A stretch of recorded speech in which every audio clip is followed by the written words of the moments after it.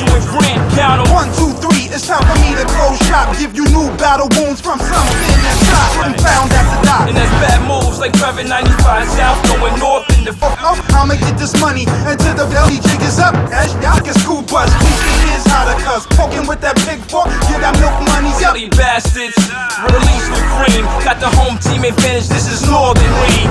If you a rider, you can come with me. If not, you'll be the one that be leaving. What's going on, everybody out there all across the land? You are tuned into the #1 station on the net, WHLR1.com Hotline Radio. This is the Keith Harris Show, and I'm your guy, Keith Harris. And we are back right now with this gentleman repping out of NY, doing his thing. He's multi-talented. He's got some hot music he's going to share with us for everybody to listen to. And he's also got an athletic side. I'm telling you, this guy is serious. He's doing something that a lot of us, I won't say can't do, but won't do. You know what I'm saying? He's making big noise. So without any further ado, once again, I'd like to roll out the red carpet for my main man, Chico Santiago. What's going on with you, Playboy? What's going on, my brother? How you doing? How you doing this evening? Hey, man, I'm trying to stay above water. You already know. Yes, sir.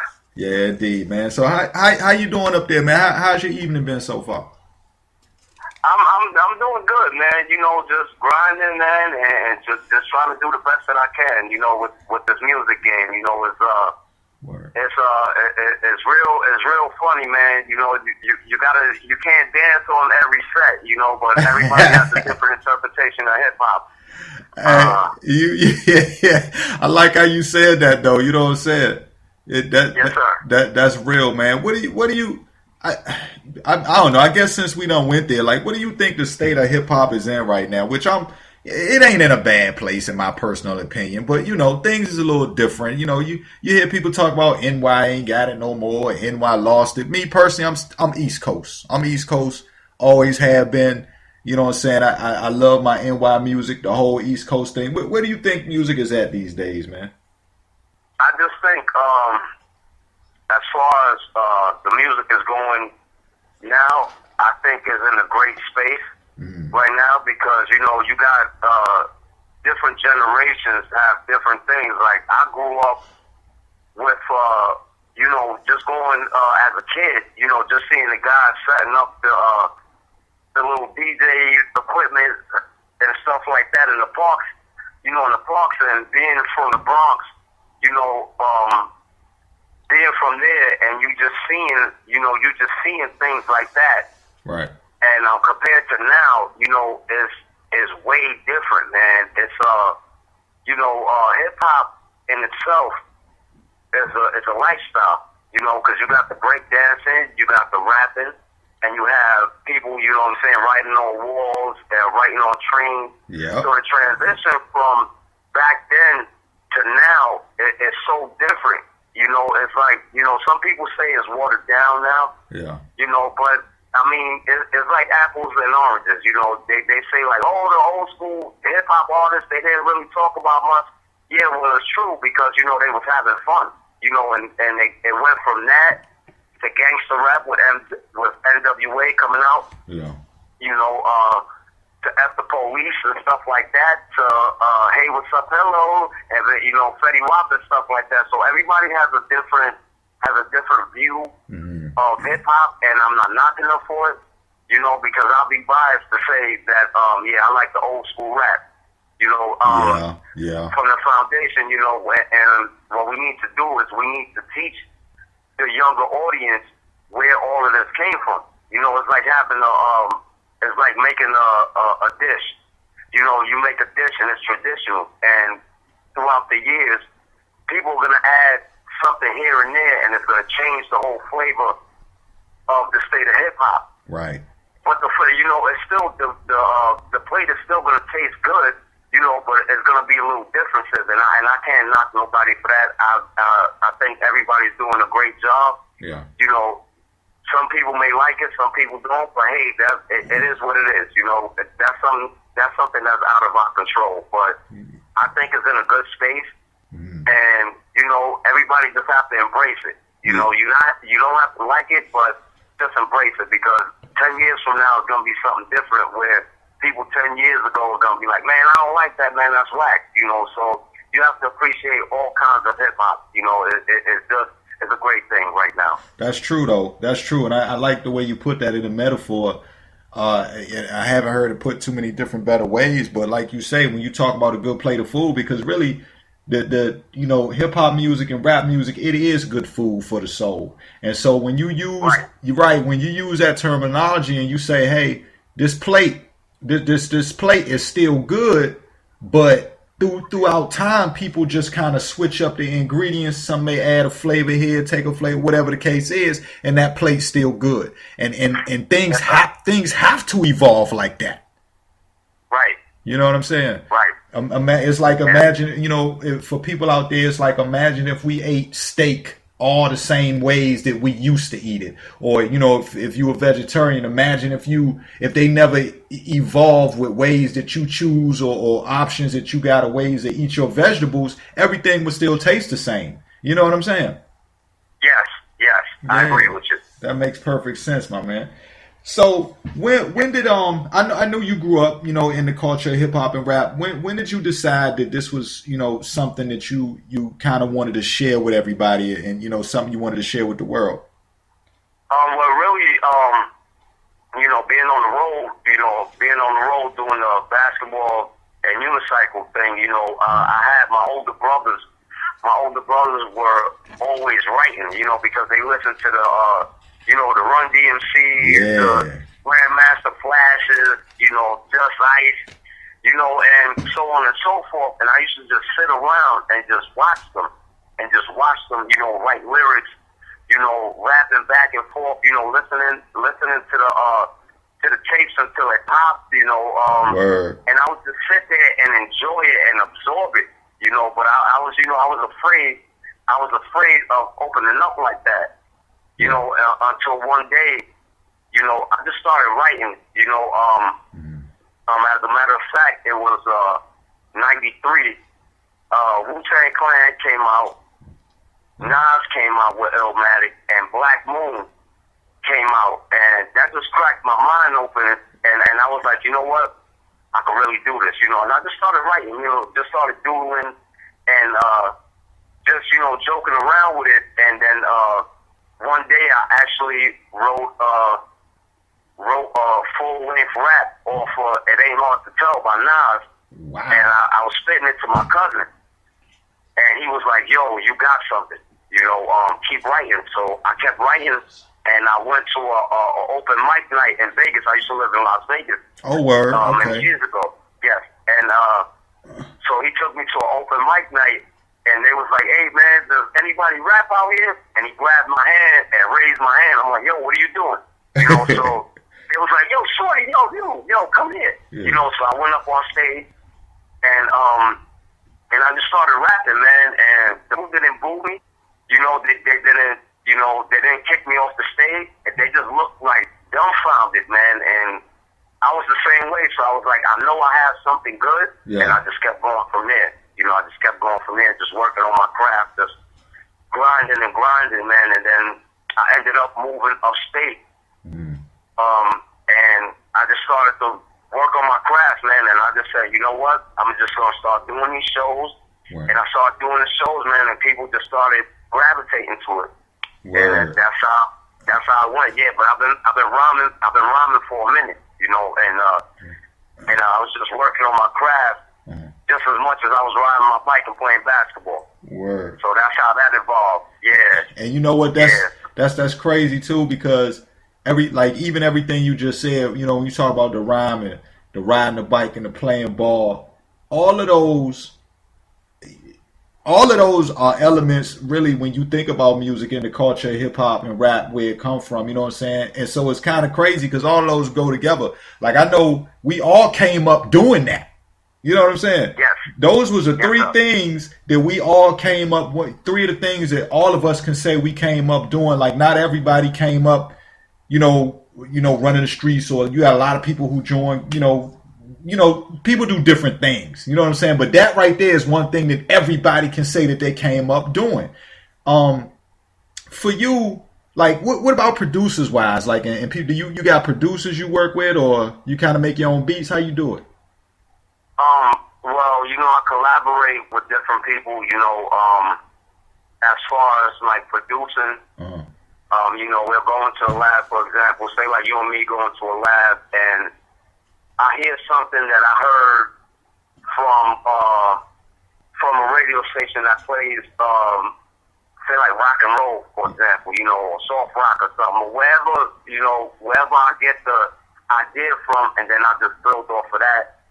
And then just collaborate with different engineers. Like, listen, this is my vision. This is how I want to put it. Can you make my vision into reality? Right. And half the time they could do it, half the time they can't. And then I just have to just direct them. Like, listen, I want it like this, like this and like that. Yeah. And then from there, we just build off. From there. So a lot of times the ideas come off of accident. Right. So that's how, basically I get my stuff going. And that's, it's like playing Tetris. That's how I work weird like that. It's not trying to piece it together. Yeah, so no, that's how usually I get my material. That makes sense. You know what I'm saying? Because a lot of times when you hear something, you feel it or you don't feel it. And then it might be something that's just right on the edge of you feeling, but like you say, okay, make that left turn here, make that right turn there, add that, add that extra there. You know what I'm saying? It makes perfect sense. Right. And now, what we're going to do, all right, because, we thankful enough for you to be able to share one of your tracks with us, as a matter of fact. So what I want you to do is introduce this track to everybody out there all across the land. And we're going to let that ride, and then we're going to come back and chop it up some more, talk about the track a little bit, and then we're going to go into the ball thing, man, because, look, I'm waiting to hear about that. Everybody want to hear about that. That's no doubt, man, no doubt. Sure. So this track right here is called Yellow Tape, and I would like to introduce this to the world. It's basically just being a product of your environment, and for all the people that live in the hood or live in the suburbs, you can relate to it because you got a friend that lives in the hood. You want to be in the hood, which is no good. So if you're not from the ghetto, you're not going to understand it if you live in the suburbs. But it's a great song. It's a great song that everybody can enjoy because it's real. It comes from the heart and it's soulful. Absolutely. So it's called Yellow Tape by Chico Santiago. Right here on the Keith Harris Show. Let's check it out.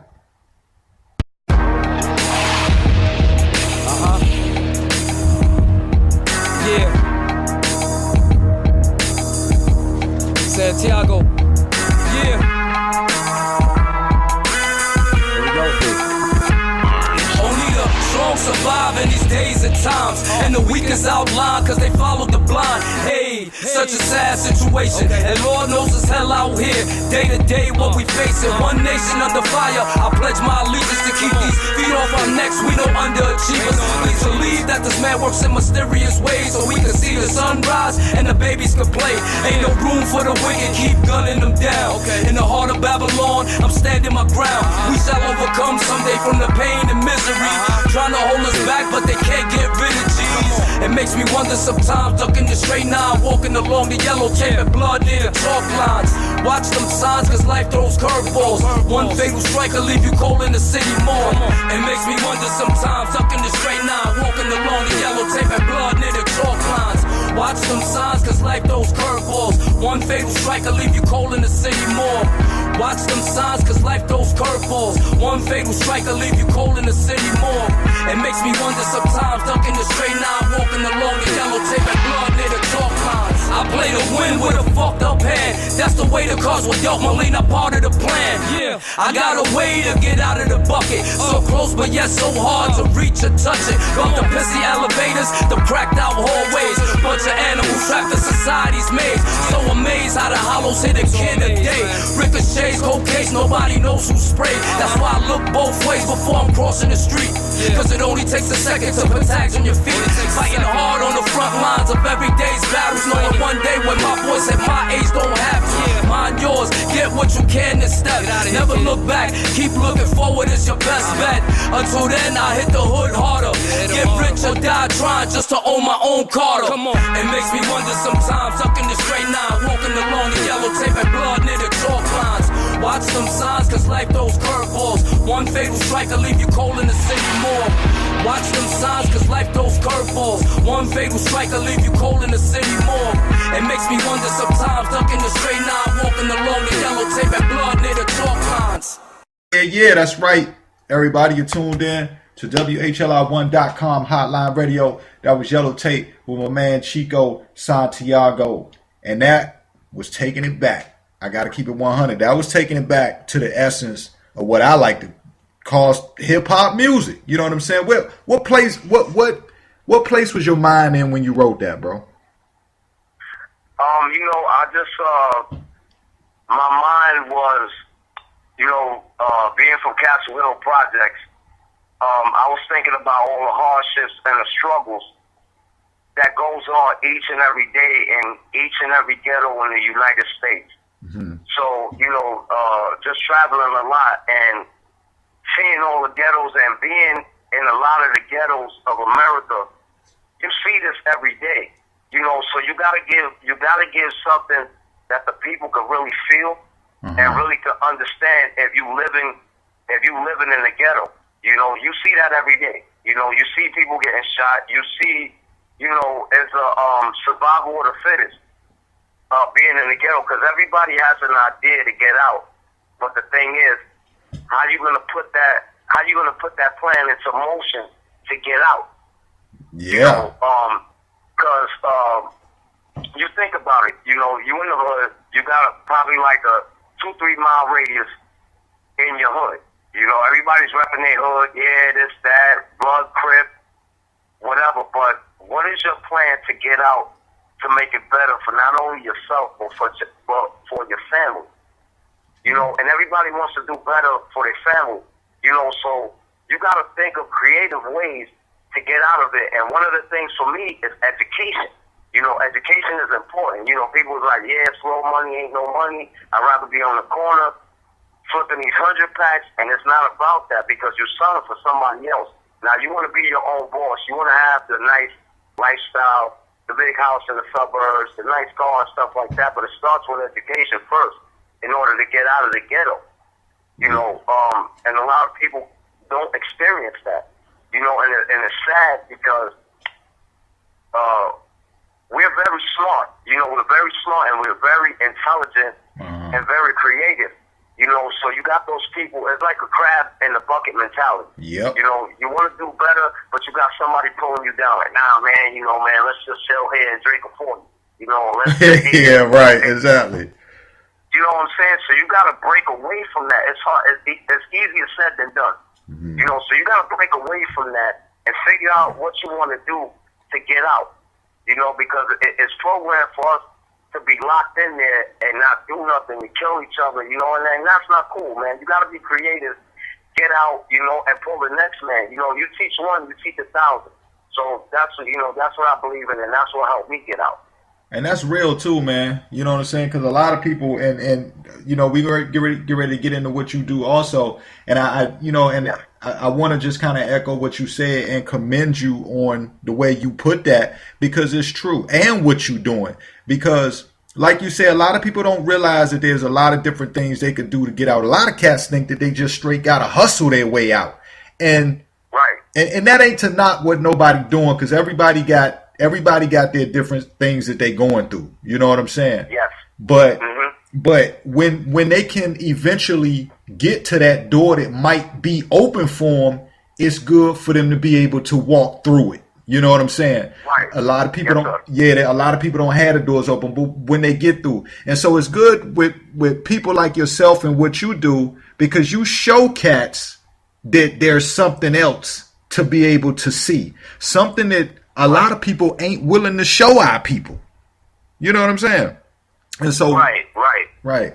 So one of us go ahead. And it's the thing is, I'm sorry to cut you off, but some of us are selfish.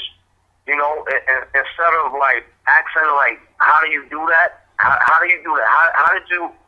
How did you get out? What did you do to get that? Can you teach me how to do that? You know, and people are afraid. People are afraid to say that. You know, like I've always been, you know, growing up, I've always been inquisitive. Like, man, you know, this guy could ride a bike real cool, man. How do you do that? Can you teach me how to do that? You know, so then that way I could pass it on to the next, you know, to the next person, and together we could get the hell out. You know, and a lot of people don't like showing that. So as far as like what like as far as example, like basketball unicycle, like I'll teach anybody that, you know, because that's what was taught to me. And that's a jewel. And the principles and everything like that, like I would like to teach, you know, like a younger cat that doesn't have nothing going for him. Hey man, take this bike here. You know, you got basketball skills. You know, let me teach you something. You know, and it might help you. It might help you get out of here. You know. Yeah. And, you know, they rocking those blinders, man, and it's sad. You know, because there's always a way out. You just gotta figure it out. You know, once you figure it out, you're golden. Right. Now, speaking about the unicycle thing, man, how did you get into that, bro? Like, how did you know what I'm saying? Well, I've the name of our team is called the King Charles Troop. You know, we are the first black specialty act to break the color barrier for any circus in the world. So, my mentor, Mr. Jerry King, he used the unicycle as a tool to keep kids off the street. Right. So, in 1968, this was way before I was born, they auditioned for Irving Fell of Ringling Brothers and Barnum the Bailey Circus in front of Madison Square Garden and got hired as the first all-black specialty act to, you know, to break the color barrier, man. So we opened doors for a lot of people. It's like Rosa Parks or Jackie Robinson, you know. That's a big deal. Yeah, and I'm very honored to be a part of that, man. It's a great program. You know, it saved a lot of lives. And that bike took me to places that I will only dream of, you know, and I'm very thankful to be a part of something like that, you know. Yeah, big shouts out to and everybody, you know, and a lot of respect for that, because I saw that too. Like I was, you know, doing my little research or whatever, man. I saw the Ringling Brothers. I was like, man, like that's a big deal. A lot of people just look at Ringling Brothers nowadays and don't really understand. You know what I'm saying? Yes. You know, the grounds that y'all had to break back in the day, man. Like that's shoot, man. You know, so that's heavy right there. How? Yes, sir. How? You know what you're doing, but it's not an easy thing, man. Like, how do you know what I'm saying? How do you do that? Like, you know, you hop up on there and let me tell you something. People need to, first of all, I'm going to say, because before we do go in a little while, I want you to make sure people know where they can check you out, because they have to see this. This is something that we could talk about over the radio, but you got to check Chico out doing his thing. You know what I'm saying? Because that's the only way he's going to get the real justice this deserved. But how do you do that, man? Like, how do you have your mind straight, your mind control set to be able to ride up on that wheel like that and still play ball? Well, first and foremost, you know, you gotta learn how to ride the unicycle first. Right. Once you get that part going, and if you have basketball skills, it just combine. You know, it just works as one. Okay. You know, my brothers were doing it before me. And I went to Madison Square Garden. This was like in the late 80s. I went to Madison Square Garden, and I seen the guys perform. You know, and I knew that's what I wanted to do as a child. Yeah. You know, I had to be like about 5-6 years old, and I seen the guys performing, and I knew that's what I wanted to do. Word. You know, So I kept bugging my mother. I said, I want to go, you know what I'm saying? I want to go on the road. Yeah. So finally, my mom was like, you know, this is a great program. Just to keep my kid out of trouble. You know what? Go on ahead and go. You know, may the Lord bless you. Yeah. So I've been doing it for a long time. So what I had to do, I had to practice. So once you're determined, you have to be a determined individual in order to get to that level. To get it right, And right. so I just practice, man. I just practice day in, day out. I already had the little basketball skills, so it's like, you know, walking and chewing gum. You know, it's easier said than done. But you know, it took a lot of hard work and dedication, man. And that bike took me to so many places, man. I'm so thankful for the team. Yeah. You know, for just showing me the way, you know, and sitting here today talking to you to explain all the stuff that I did, man. I've been all over the world, you know, and I'm thankful for that, you know. And, but it takes a lot of hard work and dedication to do it. Oh yeah, that's right, and I'm glad you say that too, because that's what I also want people to pay homage and respect to, is that, you know what I'm saying, to do what you did, like you say, it takes determination. And don't get it twisted, y'all, because you still, like he said, you still gotta have some ball skills, because you're really showing two talents in one. You know what I'm saying? And that takes mind control, bro. Like, how did you, like, what's some of the, you know what I'm saying? What's some of the most enjoyable or some of your most memorable moments, or some of the places you went that you enjoy being the most? Well, my first memorable moment was the first time that the lights hit me. It was Seattle, Washington, was when I first actually got in the show. Wow.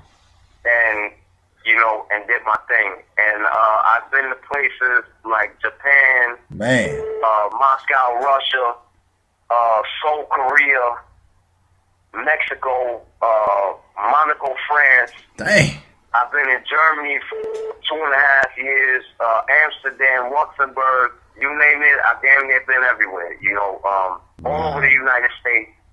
And my best time, I have to say, is between Germany and Japan. Were the best times of my life that I really enjoyed it. And it's not like as far as like a rapper going there and you go for like 2-3 days. Yeah. Like I've literally been to those countries and stayed for a while, like months at a time. Like I stayed in London for like 6 months. Man, and you know, it ain't no rapper that you know does that. You know, they might go London for a day, Manchester for 2-3 days. You know, but I literally lived there and learned the culture, you know, and how people were living and stuff like that. And you know, I was blessed. You know, I was blessed, and I thank God for that. You know, I thank God that bicycle and the team really took me there to learn what was really going on with the different cultures and that. So I'm very open-minded with everything that's going on in the world. You know what I'm saying? So it's hard to explain, but I really lived in these places for a long time. No, I know exactly what you're saying, bro. And because and that's a good thing, because when that happens like that, you are always able to pick up what you know and take a piece of that. And when you come back home to the USA, when you see things go on here, you got a more of an eye to know what you're looking at than a lot of people who never left. Yes. And it's a beautiful thing, because you can always teach the younger guys, you know, the younger generation, that look, man, I've been here. I've been to places, to third world countries, where you think you got it bad. These people got it. They living out of shanty houses, and you have to appreciate where you come from. Right. You know, and so I take that experience and I throw it in my lyrics. Yeah. I throw it in my lyrics because it's real. Now that's stuff that I can really talk about. Like, I was in the Red Square, Moscow, and you know, I really been there, and I have stuff to prove that I was there. You know, and you know what? So, that even give you a leeway up, because a lot of, like you say, a lot of cats out there in their songs, they can only talk about going to the show, the shorties, and that's a wrap. But they can't really get deep, because I know what you're talking about from living a few other places myself. They can't really, they can't get deep into what's really going on. You know what I'm saying? Like into the culture. I feel you. No doubt. So it's awesome, you know, that I can that I could come back and, just spread the knowledge, man. That's basically what I'm about, and that was basically what I was taught. Right. From my older brothers, being on the team, Right. being on the King Charles Troop, I learned a lot. We grew up on Christian principles. Yeah. And it taught me a lot. It taught me a lot, and it helps me with my music as well. Yeah. To really speak the truth. When I'm in the booth. Wow. So it's easy, but as long as I could reach somebody and they understand what I'm talking about and they can relate, I've done my job. Right. Listen, we're in the future. While we got a few minutes, man. Like, do y'all? What season can people catch y'all in, or what shows, performances are y'all going to be at in the future, or how does that work? Right now, you can go online on ringling.com. We are with the Gold Unit, and right now they're traveling all the little cities right now. Because you have three shows. You got the Red Unit, the Blue Unit, and you have the Gold Unit. Right. The Red Unit and the Blue Unit, they usually go to all the major, all the major cities. Right. And the Gold Unit, they hit all the little towns. So you just go to ringling.com, go to the Gold Unit, and then it lists all the cities, all the little cities that the team is in, and go check them out, man. It's a phenomenal act. Yeah. And you guys have a good time. Yeah, you guys have a good time watching. Hey, I'm definitely gonna go look that up and plug that in, man, and check out the Gold Unit and even post that up. Now, are you gonna be riding with the Gold Unit this time around, or? Right now, I took a break now to focus on our music. Okay. So right now I'm in upstate New York. Okay. But hopefully I will, join the tour and you can see me perform live. Yeah. Or you can go on YouTube. We have a few videos up there where people can see Right. What we do and what we're about. So basically that's about it. And we travel all over the world. Okay. We'll make sure, we'll stay linked in so that we can put those up and post them on the page as well, on my page and stuff like that, to get people checking in. Now, what about on the music tip before we go? When can we or not when can we, but when are you gonna, maybe try to drop a single? Just what you got planned in the studio? Well, right now, I have a mixtape on D.M.V.KeithHarris.com. It's called My Story. That was the latest one I dropped. And right now, I'm working on another mixtape called Santiago's Way, which will be coming soon. I have a few features on there. So I'm in the lab right now working on some new music, cooking up a new recipe. And hopefully when I present it to the world, everybody will enjoy it. I'm just trying to make something that relates to each and everybody out there in the world. Whether you're in the hood, whether you're in the suburbs, whether you just, you just chilling out and riding and stuff. So I like to make music that appeals to everybody, but it's real enough that it touches your soul. So I'm working on that. I'm working on that as we speak. Okay. But as of right now, you can catch me on DatPiff.com. I have a mixtape called My Story. Yeah. It's like an easy listening type of mixtape. Yeah. And you will enjoy it. You will really enjoy it. It's nice. It's nice. Okay. Nice piece of work. That's what's up. Now, what social media? You got the Facebook handle, the Twitter handle, and everything, and you want? Yes, sir. I'm on Facebook. That's Chico Santiago. Twitter. It's called I Am the Real Chico Santiago. And I'm on SoundCloud. I'm on Reverb Nation. You just type in Chico Santiago, and all that stuff will pop up for you. Okay, that's what's up. So everybody can check it out and find it. Listen, before we go, man, any shout outs to the team? Or? Yes. I would like to give a shout out to my team, the King Charles Troop, first and foremost. I want to give a shout out to every artist in the 518 area, every artist in the tri-state area. You guys keep doing your thing. I love y'all. Keep grinding, man. And if we don't grind together, we're going to fall apart, man. Word up. And that's all I have to say. No doubt, man. Listen, Chico, first, man, we want to congratulate you on all your success so far, man. And, not just on, on doing the music and, and also with the Kings. But as well as that, bro, just where your head is at. You know what I'm saying? Because that's really important. And, yeah, that's important. And I think a lot of times, even sometimes people that's doing music with the way the generations are nowadays, everybody thinks that people are just kind of one track minded. So it's always good to find a brother like yourself that's spreading the positive word and things like that, man. And you know what I'm saying, keep doing your thing. We always got your back over here at the show. Consider it home, and anytime you want to come back, you're welcome, my G. Thank you, man. Thank you. Thank you. It's an honor being on your show. And thank you for letting me, speak to the masses, man. Because that's all I want to do.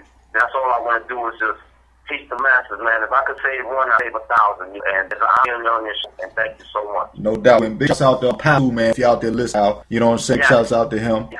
Doing that's my brother, man. Much love, man. Word up. Much love to that, man. I'm very proud of you, and I want to also give a shout on Matt Level of Florida Entertainment. I want to give a shout to him. I also give a shout out to D.M.V. and I.M.B.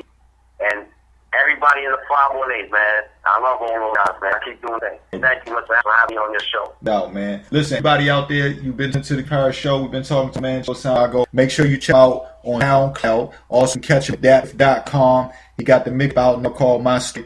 Be on the out for Santiago Way coming, and also check for his music right here on the Keith Harris Show. If you just tuned in late, like I always say, you should have been here from the beginning. But in case you only caught just half the show, this full conversation with Chico and myself, Keith Harris, will be posted on social media a little later. So make sure you check it out in full. Chico, bro, keep doing your thing, man. Look, come back on here sometime, man. Let's just chop it up about what's going on out here in the world, man. Yes, sir. Yes, sir, man. Yes, sir. It's crazy out there, man. You people keep grinding. Never give up on your dreams and work hard on everything that you do, man. Don't ever let nobody put you down, man, because they only hating and they just want to be in your place, man. So on that note, I holler. All right, 100. 100. All right, 100. Yeah, that was Chico Santiago. Everybody out there all across the lane been tuning to the Keith Harris Show. That brother's doing his thing. Make sure you check him out, show him your support, and check out his music with us and on SoundCloud as well. You've been tuning to the Keith Harris Show. It's always a pleasure, but I gotta go. I'll holler.